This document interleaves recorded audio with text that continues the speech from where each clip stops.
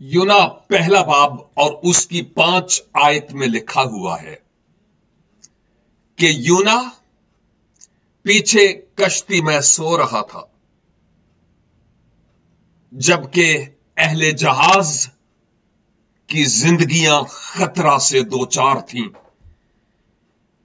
जिंदगी और मौत की जंग लड़ रहे थे, लेकिन यूना सो रहा था।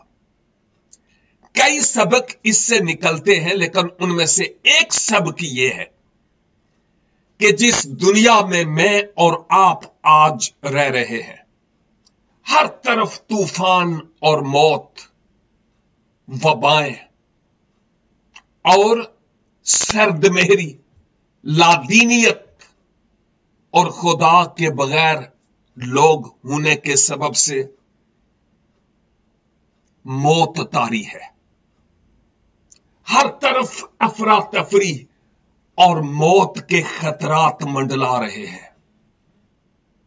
खुदाबंद यीशु मसीह की आमद बहुत करीब है, लेकिन अफसोस कि आज बेशुमार खुदा में दीन ख्वाबे मदहोश सो रहे हैं, जबकि वक्त सोने का नहीं, जागने का है।